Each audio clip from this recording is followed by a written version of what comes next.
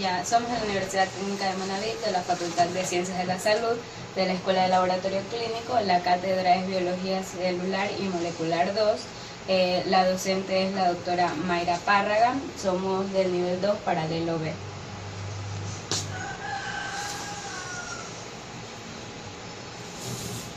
Ya, nuestro tema es lo que es la organización de los ARN mensajeros e inicio de la traducción. Los integrantes son Cristina Pachay Quiroga, Francis Guaranda Cristina, Basurto Carranza John, Cedeño Fiamma, Mendoza Párraga Jennifer, Las Rodríguez Yulisa, y somos el grupo número 7. Bueno, la síntesis de las proteínas eucariota y procariota son similares. Hay diferencias particulares como la señalización que determina el sitio del ARN molde. A partir de este se debe iniciar lo que es la síntesis de la cadena polipeptídica. Lo que es en la región 5' y 5' de la célula procariota y de la eucariota son secuencias no codificadoras y por eso se les determina UTR. Ya, en lo que es las ARN de las eucariotas normalmente se codifican una única cadena polipeptídica, que es esta, mientras que en lo que es las cadenas procariotas se denominan codificadores múltiples de polipeptídica, que son estas de aquí. Ya, cuando el ARN codifica a varios polipéptidos se llaman policistrónicos, y cuando se los codifican únicamente en uno se los denomina monocistrónicos.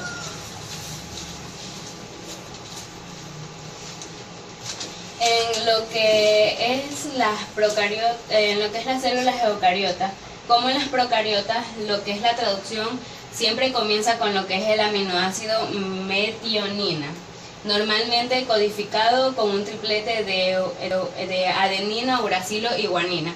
En otras bacterias existen codones iniciadores alternativos, que son como la guanina, el uracilo y la guanina. Cuando esto ocurre al principio de una cadena polipeptídica, estos codones se incorporan a lo que es dentro de una metionina. En la mayoría de las bacterias, la síntesis de la proteína se inicia cuando el residuo de la metionina modificado, mientras que la metionina sin modificar inicia la síntesis en las células eucariotas. En lo que es las señales de identificación de los codones, en lo que es la célula eucariota y procariota son diferentes porque el ARN mensajero policístrico por el ARN mensajero policístrico y monicístrico. Los codones de iniciación del ARN bacteriano procedidos de una secuencia específica se los denomina secuencia de Shines-Dalgarno, por los descubridores John Shine y Lenny Dalgarno, complementarias de lo que es el ARN ribosómico 16S. Este apareamiento de las bases complementarias permite a lo que es las ribosomas y las bacterias no solo iniciar en la traducción del 5' del ARN mensajero, sino también en los policistrónicos. El ribosoma se une al ARN mensajero mediante el 7-metilguanosina en el extremo 5'. El ARN vírico-celular posee sitios de entrada internos para los ribosomas en los que pueda iniciarse la traducción mediante la unión de un ribosoma a una posición interna del ARN. Estas condiciones se dan en situaciones de estrés celular, lo cual va a permitir una traducción selectiva de las moléculas del ARN mensajero. Todo este proceso en la actualidad se desconoce cómo funciona o cómo se inicia. Los mecanismos de traducción, estos consisten en 3 fases que son iniciación, elongación y traducción.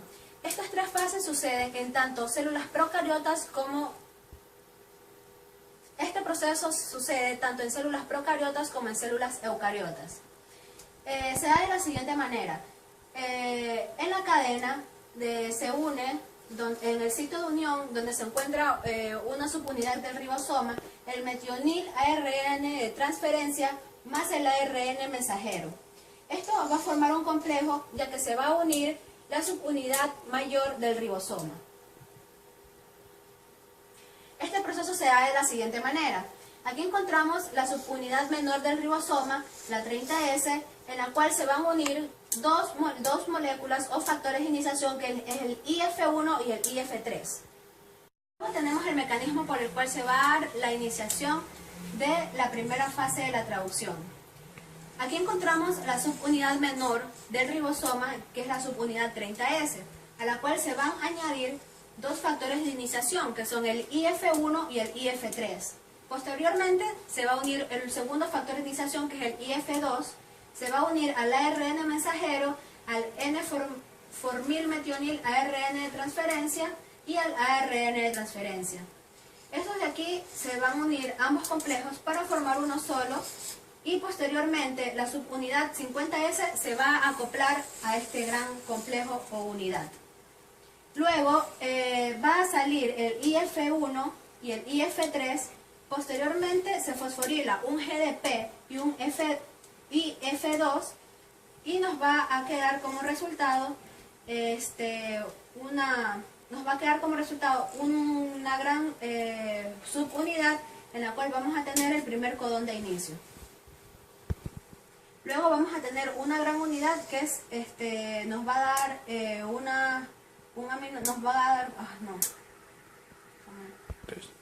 y por último nos va a dar un último complejo de iniciación, que es el complejo 70S, formado por las dos subunidades del ribosoma, lo cual va a catalizar el enlace polipeptídico durante la fase de elongación de la traducción.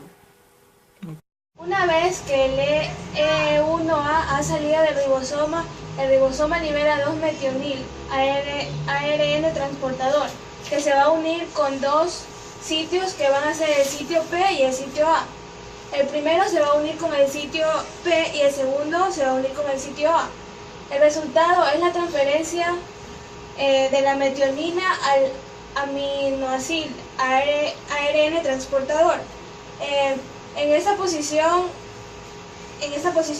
y dejando a un ARN transportador libre en el sitio P.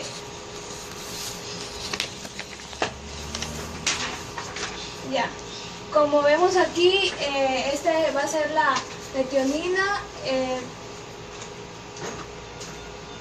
esta va a ser la metionina, que están juntas, la peptidil transferasa encima de la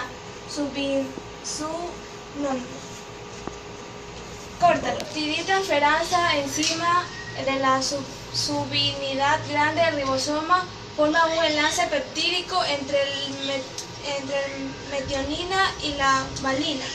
El otro paso es que el ribosoma cambia de un codón de la derecha y el ARN descargado sale. Aquí. La etapa que sigue es la elongación, que es la translongación. Para que la etapa de la translongación se cumpla, esa depende de dos factores. Uno de ellos es el factor de la elongación, que va a ser el EF2, y el segundo es el factor, el segundo factor va a ser el acoplamiento del GTP, que este significa guanosin trifosfato. Durante la translongación,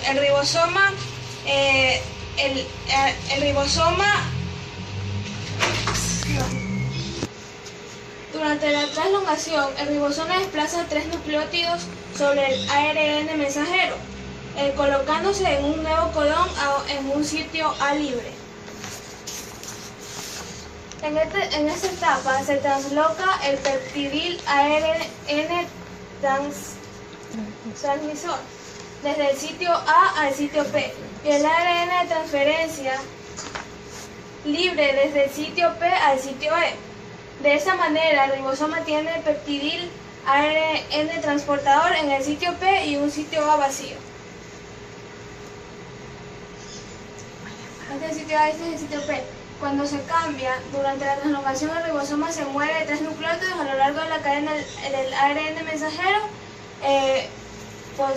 posicionándose en el siguiente codón, con su sitio A vacío, que es el sitio A vacío, y se mueve al sitio P. El ARN de transmisión cargado del A a P y el ARN transmisor descargado desde el descargado pasa al LED, que pasa en este lado.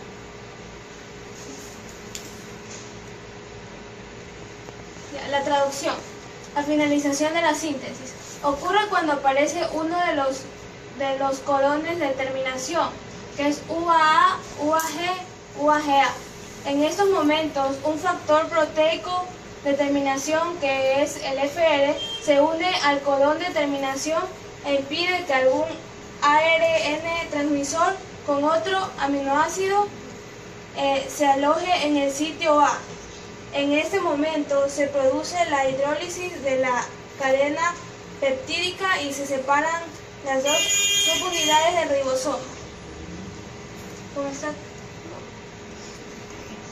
Como está aquí, se separan y estos quedan libres.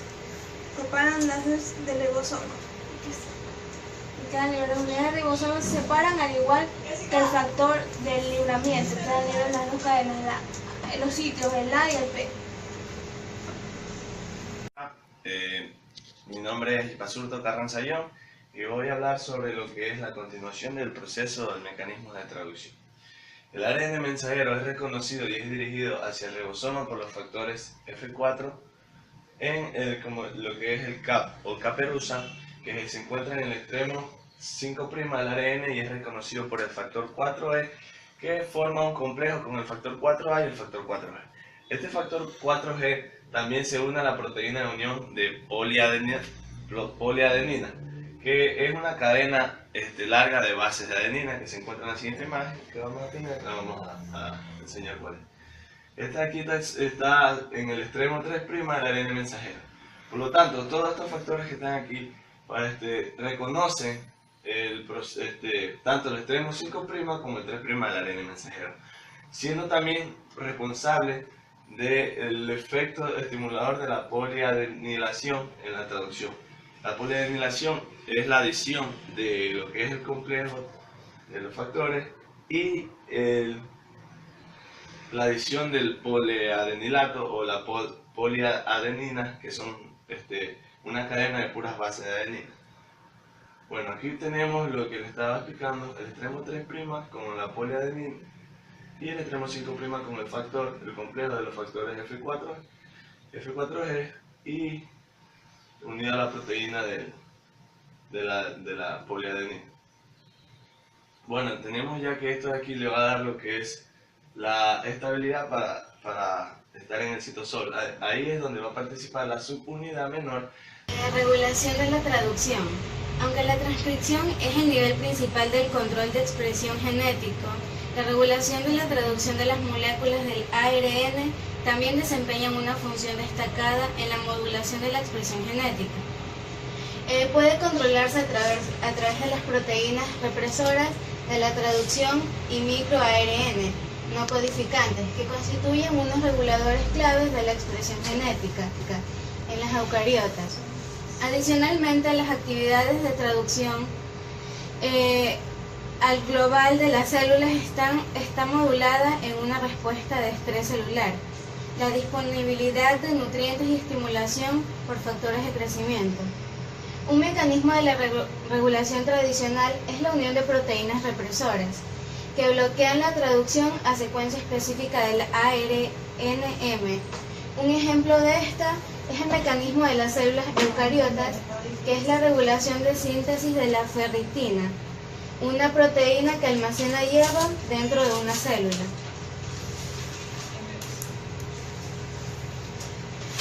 Este es un gráfico que es de la regulación de la traducción de la ferritina. El ARN contiene una secuencia de respuestas de hierro denominada IRE, que es esta, que está cerca del K5', que es la parte que está aquí. Es la presencia adecuada de la cantidad de hierro, que es la traducción que ocurre normalmente. Sin embargo, si la cantidad de hierro, que es la que está acá, disminuye, una proteína denominada proteína de unión se une a la secuencia IRE bloqueando la traducción al inferir una unión de ARM a la subliminal de la ribosómica, que es la 40S. La traducción también puede ser regulada por proteínas que se unen en secuencias específicas de regiones de 3', no traducidas en algunas ARNM. Las proteínas que se unen a las regiones 3', no traducidas en algunas ARNM, son responsables de la localización específica de las células. La localización del ARNM es una parte importante de la regulación de la traducción. Por ejemplo, la localización del ARNM en los óvulos o embriones juega un papel importante, ya que permite que las proteínas se sinteticen en los sitios apropiados en el desarrollo del embrión. La regulación tradicional es especialmente importante durante el desarrollo temprano. Un dato importante de esta es que una variedad de ARNM está almacenado en el óvulo de forma no traducida. Es traducida una vez que éste es fecundado o fertilizado. El mecanismo de regulación de traducción de este tipo está controlado por una poliadenización de los ARNM del óvulo, uno de los adelantos más fascinantes en los últimos siglos o en el último tiempo es el descubrimiento del papel que tiene el ARN no codificante en la regulación de la expresión genética. Bicaternarios largos de los ARN sí pueden introducirse en las células mediante métodos experimentales o bien formarse en la propia célula. Al contrario, la ARN polimerasa 2 transcribe moléculas precursoras de los ARN-Mi como transcritos primarios de 70 nucleótidos.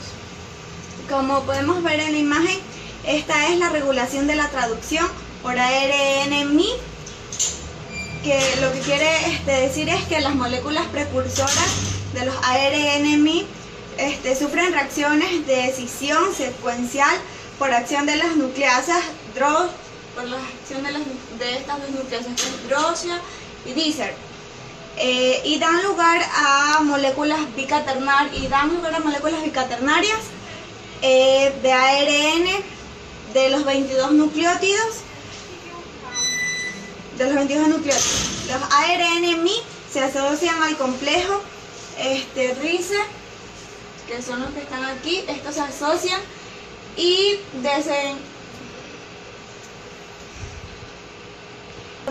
en el que se desenrollan sus dos hebras.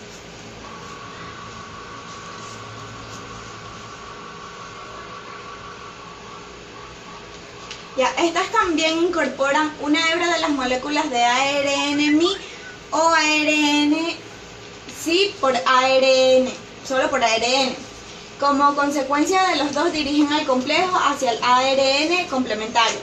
Algunos casos inciden la escisión del ARN-M diana por acción del componente del RIS. La mayoría de los ARN-Mi crean híbridos que no son complementarios con sus dianas. Vamos a encontrar aquí es el de la regulación de la traducción mediante fosforilación de LF2, que se encuentra aquí. La forma activa del F2 dirige al metionil hacia el iniciador ribosómico o iniciador del ribosoma. A continuación, el F2 es liberado del ribosoma. Como lo podemos ver aquí, está separado del ribosoma en su forma inactiva, unido al GDP. Para continuar su traducción, el F2 debe ser reactivada por el F2,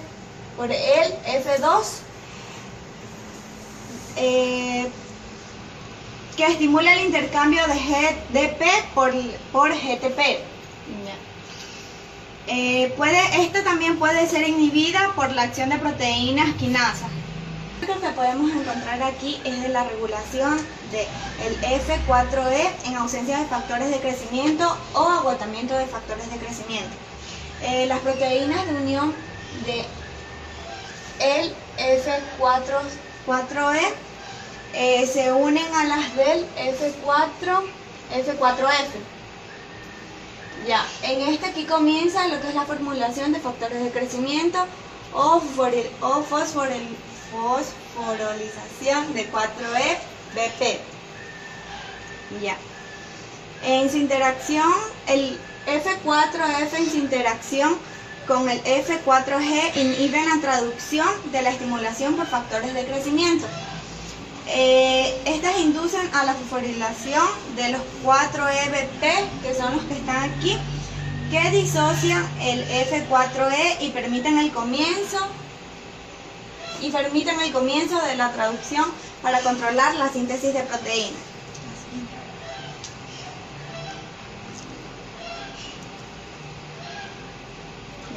Cabe destacar que la inhibición global de la traducción puede favorecer la traducción de algunas moléculas de ARN en